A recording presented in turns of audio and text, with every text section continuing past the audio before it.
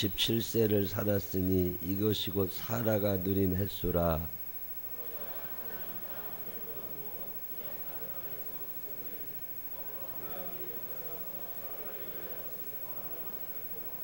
그 시신 앞에서 일어나 나가서 헷 족속에게 말하여 이르되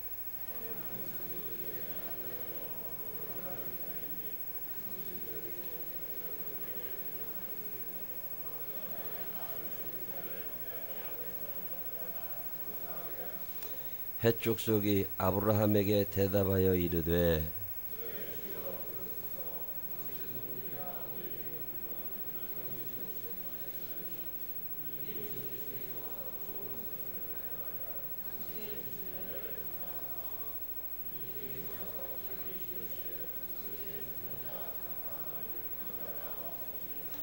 아브라함이 일어나 그 땅 주민 헷 족속을 향하여 몸을 굽히고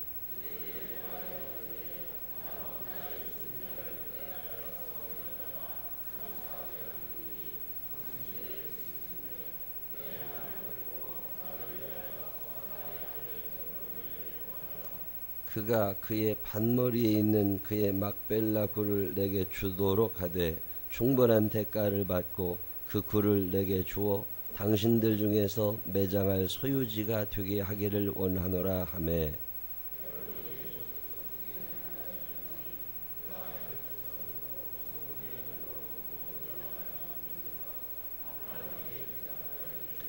내 주여 그리 마시고 내 말을 들으소서. 내가 그 밭을 당신에게 드리고 그 속의 굴도 내가 당신에게 드리되 내가 내 동족 앞에서 당신에게 드리오니 당신의 죽은 자를 장사하소서. 그 땅의 백성이 듣는 데서 에브론에게 말하여 이르되 당신이 합당히 여기면 청하건대 내 말을 들으시오. 내가 그 밭 값을 당신에게 주리니 당신은 내게서 받으시오. 내가 나의 죽은 자를 거기 장사하겠노라. 내 주여 내 말을 들으소서. 땅값은 은 400세겔이나 그것이 나와 당신 사이에 무슨 문제가 되리이까. 당신의 죽은 자를 장사하소서.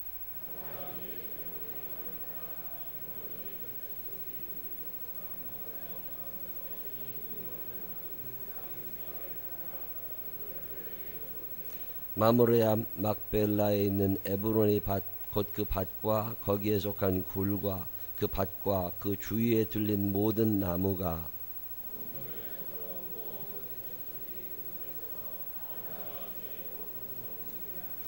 그 후에 아브라함이 그 안에 사라를 가나안 땅 마므레야 막벨라 밭 굴에 장사하였더라. 마므레는 곧 헤브론이라. 그 밭과 거기에 속한 굴이 헷 족속으로부터 아브라함이 매장할 소유지로 확정되었더라. 아멘. 234 남선기에 나오셔서 하나님 앞에 찬양하겠습니다.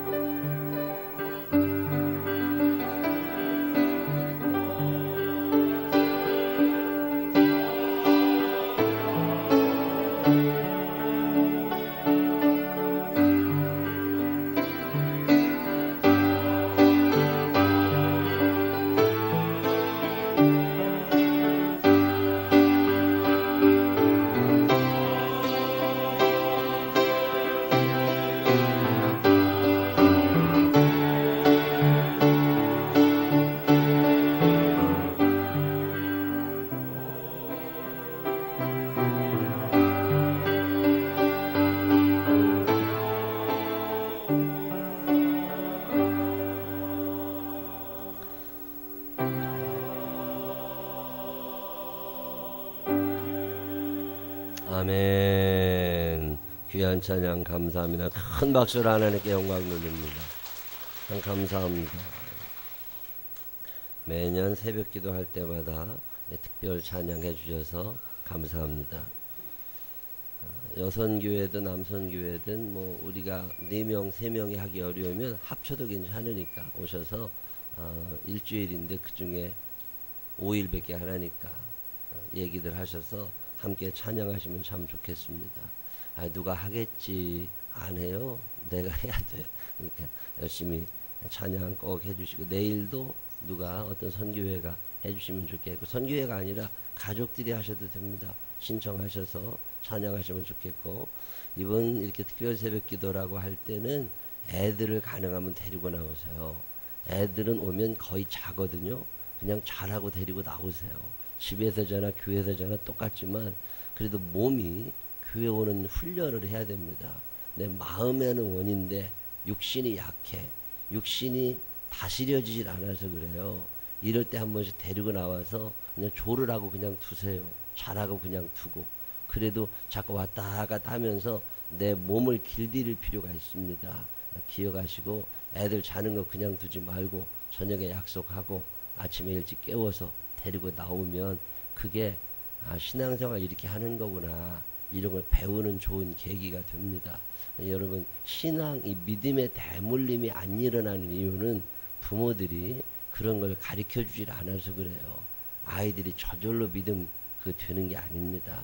잔소리하고 또 가르치고 깨워 데리고 나오고 못 일어난다고 그럼 밤새 재우지 마. 그래서라도 데리고 자꾸 나와서 몸을 다스리는 훈련을 해야 사람이 믿음이 크는 거지. 애들 그냥 마음대로 하라는 대로 두면 애들 그렇게 안 됩니다. 믿음이 대물림 된다는 게 쉬운 게 아니에요. 저절로 일어나지 않습니다. 그만큼 부모님들이 신경을 쓰고 본을 보여야 돼요. 창세기 23장에 있는 이야기는 하나의 짧은 이야기예요. 아브라함의 부인 사라가 죽었어요. 그래서 사라가 죽었더니 아브라함이 슬프게 울어요. 그리고 나서 다 울고 나서 일어난 다음에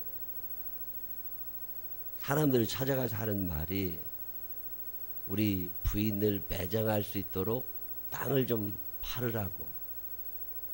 그랬더니 그 중에 있는 어떤 사람이 당신이 사겠다는데 당신이 여기다 부인을 묻겠다는데 반대할 사람이 누가 있겠냐고.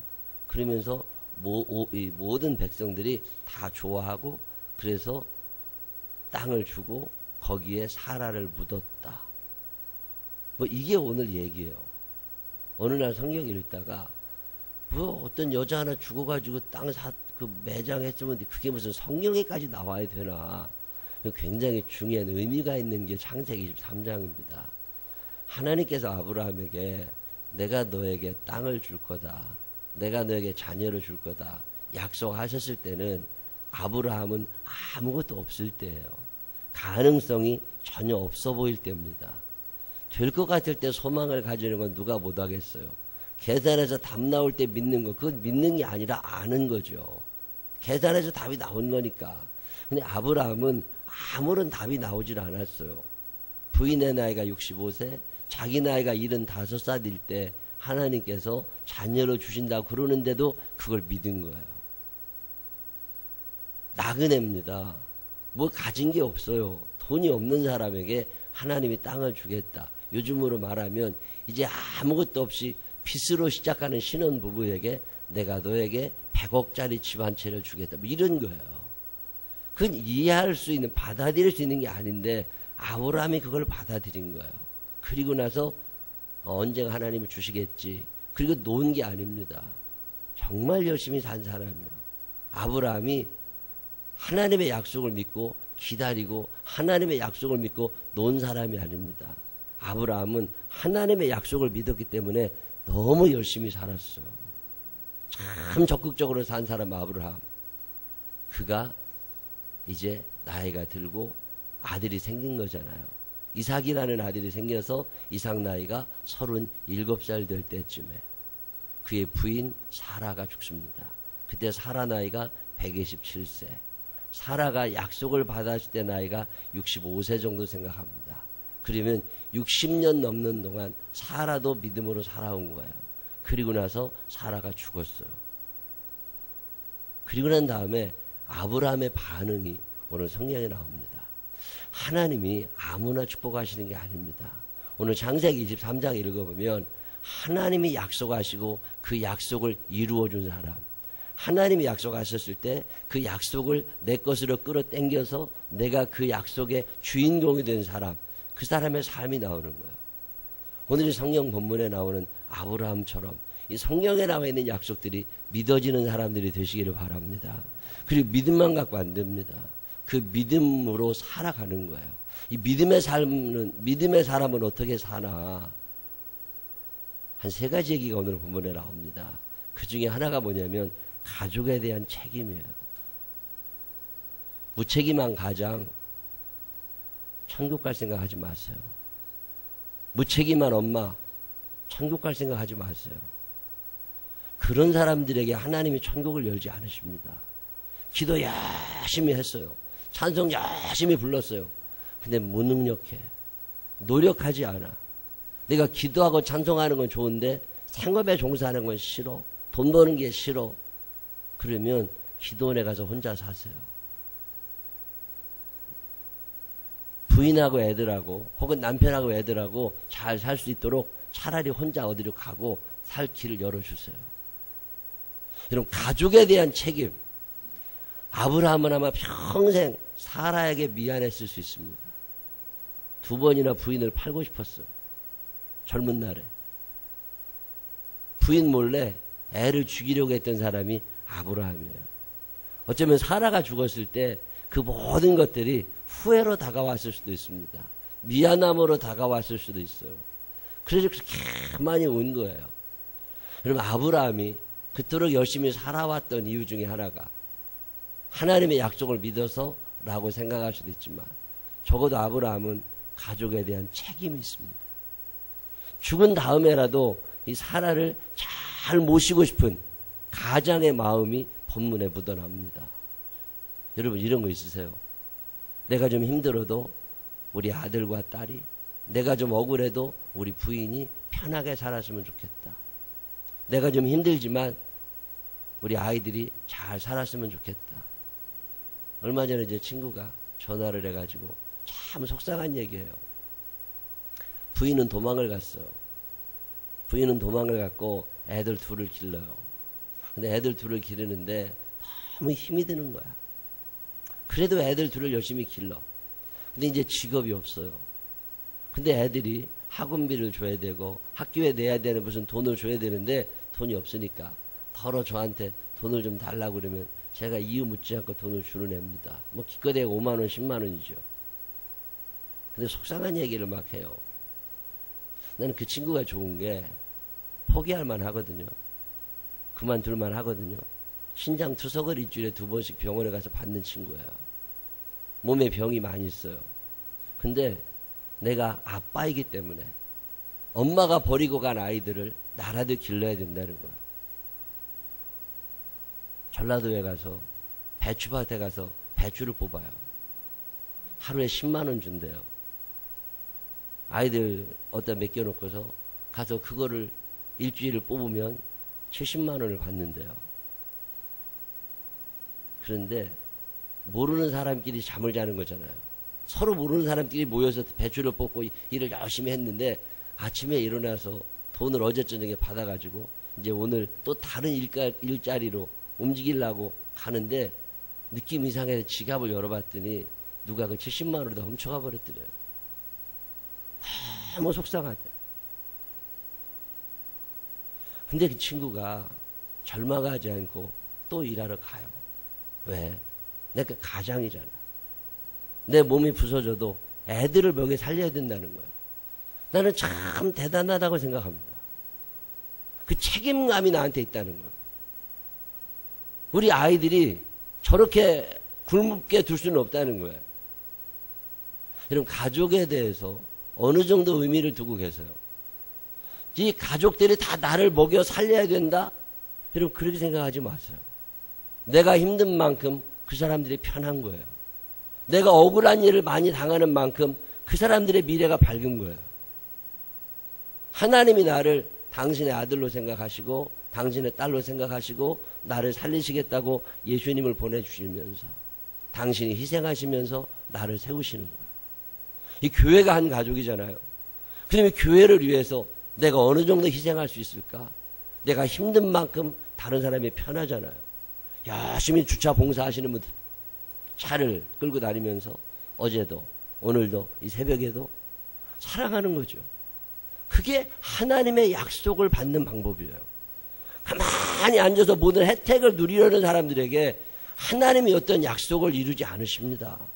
모든 사람에게 하나님은 약속하시지만 그 약속을 내게 끌어당기고 그 약속의 복을 받은 사람들은 적어도 사랑이 하나님께서 내게 줄로 재어준 구역, 그 가족, 그 교회, 그 공동체에 대한 어떤 사랑이 있는 사람이죠. 그래서 희생할 줄 아는 사람. 아브라함이 사라에게 못했겠습니까? 그만큼 했겠지요. 여러분, 부인에게 못한 사람들이요 그렇게 많이 안 옵니다. 후회가 돼서 운다고요? 아니에요. 그 금방 끝납니다. 후회는 금방 끝나요. 근데 정이 묻어나는 장면이에요. 아무도 없는데 그렇게 오래 울어. 그게 아브라함이에요. 만약에 여기 남선교회 회원들 중에 우리 부인이 죽으면 어느 정도 울 것 같으세요? 물어보세요. 뭐 오늘 집에 가서 너 나 죽으면 얼마나 울 건데. 옛날에 제가 전도사, 제가 목사 한 수 바꾸거나 어떤 목사님이 그러는데 그때 30대, 제가 30대 중반 40대 됐을 때 50대신 목사님들이 하는 얘기가 그 이런저런 얘기를 막 하면서 옛날부터 부인이 죽으면 촛불을 못 끈다고 그랬대. 난 그게 무슨 얘기인지 이해가 안 됐어요. 부인이 죽으면 촛불을 못 끈다고. 그게 무슨 얘기냐고 그랬더니 지금이야 그렇지 않지만 옛날 장례식은요 촛불 2개를 늘 켜놨습니다. 촛불 2개를. 근데 이거를 저녁에 잘 때 이거를 이제 꺼요.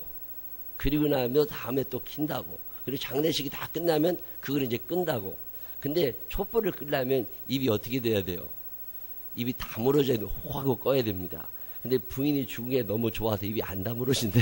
그래서 촛불이 꺼지질 않는다는 거예요. 입이 그냥 벌어져 있어가지고 나 그 얘기를 듣고 이해를 못했어요 그때. 그래, 이런 말이 왜 나왔을까? 여러분 그럴 것 같으세요? 안 그럴 것 같으세요? 부인이 죽으면 촛불을 못 끈대. 난 그 말이요 참 마음에 한번 들어왔던 적이 있습니다. 여러분 혹시나 남편이 죽으면 촛불을 끌 수 있을 것 같아요? 좋아가지고서 입이 안 다물어진다는 거예요. 그런 세상에 아브라함이 사라의 죽음 앞에 그렇게 울어댑니다. 함께 살아온 세월 얼마나 사랑했으면. 적어도 하나님의 약속을 받은 사람들은 가족에 대한 책임감이 있어요. 내가 힘들어도, 내가 자존심이 상해도, 내가 억울해도, 내가 병이 들고, 내가 일주일에 2번씩 신장 투석을 받으러 다니고 당뇨와 혈압이 많아도 내가 죽더라도 가족들을 살리고 싶다. 그게 아브라함이에요. 그러니까 하나님이 그런 사람을 축복하시는 거지. 2번째 나오는 이야기는 제가 참 이 말씀을 읽다가 은혜를 받습니다. 4절에 보면 나는 당신들 중에 나그네요 거류하는 자입니다. 아브라함은 그 땅에 나그네로 살았어요. 거류하는 자, 잠깐 있다 가는 사람으로 살았어요. 근데 그 동네에 사는 사람들은 그렇게 생각하지 않았습니다. 아브라함은 나그네, 이방인, 굴러온 돌이에요. 근데 그 당시 그곳에 있는 사람들은 6절에 보면 아브라함을 이렇게 부릅니다. 내 주여 들으소서. 아브라함은 나그네인데 사람들은 아브라함을 주인님으로 모시고 있는 거예요. 어떻게 인생을 살았기에 나그네로 들어와서 그 땅의 주인이 되었을까? 묘자리를 달라고 그랬더니 에브론이라는 사람이 내 주여. 그 동네 사는 많은 사람들이 아브라함에 대해서 당신 나그네잖아, 당신 굴러온 돌이잖아, 빨리 나가, 이게 아니라는 거예요. 당신은 우리 마을에 이 헤브론이라는 지역의 주인이라는 거예요. 도대체 어떻게 살았기에 아브라함이 이러한 대접을 받으며 살까? 그 뒤를 쭉 읽어봤더니 아브라함이 일어나 그 땅 주민 해쪽 속을 향하여 몸을 굽히고, 그가 주인이에요. 이제 그 마을에서 돈이 제일 많은 사람이 됐습니다. 그 마을에서 종이 제일 많은 사람이 됐어요. 그 마을에서 군사가 제일 많은 사람이 됐습니다. 근데 그 어마어마하게 부유하고 어마어마하게 권력과 힘을 가진 사람이 몸을 굽히고 삽니다. 겸손이라고 그러죠. 겸손한 사람은 적군이 없잖아요. 누가 여러분에게 자꾸 따지고 들어요. 교만해진 거예요. 누가 자꾸 나한테 시비를 걸으려고 그래요. 그 사람이 못된 사람일 수도 있지. 그렇지만 내가 몸을 굽히지 않아서일 수도 있습니다. 아브라함이 그렇게 행복하고 성공했던 이유 중에 하나가 그의 겸손이에요. 워낙 없는 사람들은 겸손할 것도 없어요. 겸손한 사람들은 있습니다. 힘이 있어요. 권력이 있어요. 돈이 있어요. 근데 겸손해요. 하나님이 축복하시는 사람들은 그런 사람들이에요. 뭘 배웠다고 자꾸 남 가르치려는 사람들 있죠. 겸손한 건 아니에요. 고기 편은 이길수록 고개를 숙인다잖아요. 제가 참 좋아하는 말 중에 하나가 주와 선생이 되지 말라. 자꾸 잔소리하고 뭘 가르치고 이래야 될 것 같고 그게 사실은 유혹이거든요. 그때 입 한번 다물어. 옛날에 어떤 텔레비 보니까 늘 어떤 남편이 부인한테 하는 말이 그 입 다물라, 그 입 다물라 그러고 살더라고. 근데 그게 참 마음에 와 닿았어요. 내가 잔소리 많이 하고 살았거든요. 근데 요즘엔 잔소리 잘 안 합니다. 하나님께서 내게 그 입 다물라, 그 입 다물라. 겸손한 사람은요 말이 잘 안 나와요. 예, 제가 잘못했습니다. 그러고 말아요. 교만해지잖아요. 다른 사람 잘못밖에 안 보여. 무언가 얘기를 해야 돼. 아브라함이 그 약속을 받았던 이유는 이 겸손에 있습니다. 늘 무릎을 굽히고 그 좋은 직장에 다니시는 분이 차 운전하고 어느 교회 갔더니 참 겸손해. 인상 자체도 그렇게 겸손해. 목사님이 칭찬도 참 많이 해요. 작업복 입고 와가지고 그렇게 열심히 교회를 잘한대요. 아니 저분은 이게 어떻게 저렇게 뭐 하시는 분이냐고 그랬더니 한 달에 받는 월세가 1,500만 원이라네.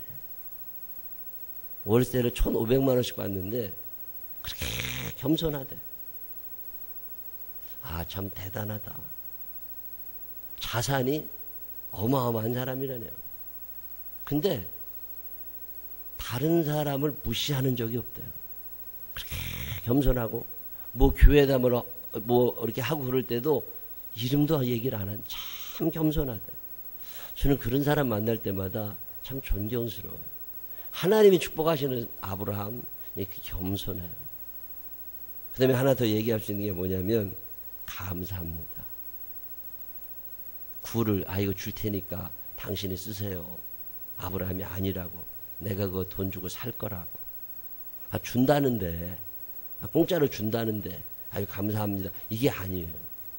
보답할 줄 알아요. 하나님이 은혜를 베푸신 사람들의 특징이 보답할 줄 아는 거 아세요? 뭘 받으려고 하는 사람이 아닙니다. 뭐 은혜를 받고 난 다음에는 이걸 꼭 보답하고 싶어요. 때로는 그게 부담될 수도 있어요. 우리가 꼭 돈으로 보답하나요? 아침에 이렇게 받은 은혜가 감사해서 찬양하는 거. 하나님이 얼마나 좋아하시겠어요. 내가 어떤 사람에게 밥을 한 끼 얻어먹었잖아요. 내가 나중에 한 번 더 사주면 되지 뭐. 그럴 수도 있지만 내가 밥을 얻어먹고 나서 그 사람을 위하여 집으로 돌아가는 차 안에서 기도할 수 있으면 그게 보답이에요. 내가 누군가에게 선물을 받았잖아요. 참 고맙다. 이런 마음을 가지고 그를 위하여 기도할 수 있느냐. 그 사람을 하나님이 찾으시는 거야. 빼빼로데이라고 빼빼로 하나를 받았어요. 고맙다. 끝. 그건 아닌 것이. 빼빼로 하나를 받았어요. 그럼 어떻게 해야 돼요? 마음에 고마운 마음을 간직하고 언젠간 나도 뭔가 신대를 갚아봐야지. 이런 생각도 하지만 시간이 있을 때 그를 위하여 기도할 수 있으면 그게 보답이에요. 여러분 이런 마음 가지세요, 안 가지세요? 누가 나를 위하여 뭐 조그만 거 하나라도 주면 김치라도 하나 주고 깍두기라도 하나 담아주면 기도할 수 있어야지. 그게 아브라함이에요. 꼭 돈을 주는 게 아니에요. 내가 받은 은혜가 있으니까 여기 있는 거잖아요. 그럴 때마다 하나님 감사합니다. 그리고 그 사람을 축복해 주십시오. 여러분 이런 마음 있으세요?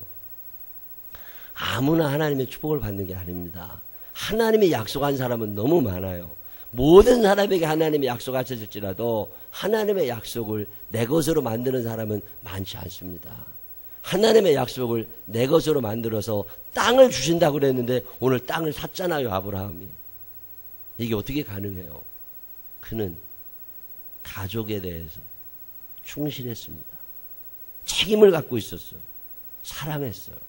그는 교만해도 될 만한 사람이었지만 겸손하게 허리를 굽히며 살아요. 그 아브라함은 보답할 줄 알아요. 저는 이 말씀이 마음에 와닿을 때마다 내가 그동안 신세진 사람이 얼마나 많은가. 여기 계신 분들 중에 제가 신세지지 않은 사람이 누가 있겠어요? 그래서 이름을 불러보는 거예요. 하나님 그의 이름을 기억해달라고. 하나님 그의 이름을 기억해달라고. 여러분 사는 날 동안 하나님이 여러분에게 약속하신 것들을 쏟아버리는 사람이 아니라 아브라함처럼 끌어당겨서 그것을 내 것으로 삼을 수 있는 믿음의 사람들이 되시기를 주님의 이름으로 축원합니다. 기도하겠습니다. 하나님 아버지, 하나님은 수도 없이 많은 약속을 하시는데 그 약속을 받아 누리는 사람은 많지 않습니다. 그 중에 한 사람 아브라함을 배웁니다.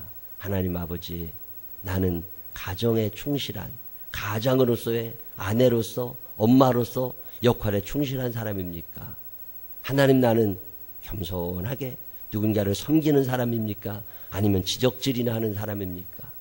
하나님 아버지, 나는 다른 사람의 입장을 생각하면서 보답하고 감사하고 허리를 숙이며 사는 사람입니까? 아니면 공짜나 좋아하는 사람입니까? 하나님, 한 번쯤 나 자신을 돌아보게 하셔서 하나님이 주시려는 복이 왜 내게는 임하지 않느냐고 불평하기 전에 나 자신의 삶을 되돌아볼 수 있는 이 한날이 되게 하여 주시옵소서. 복을 주시고 싶어 하시는 분이 하나님이십니다. 은혜 내려주고 싶어 하시는 분이 하나님이십니다. 그 은혜를 내가 막아서고 있지는 않은지 나 자신을 생각할 수 있는 이 날이 되게 하여 주옵소서. 예수님 거룩하신 이름으로 기도드렸습니다. 아멘. 우리 240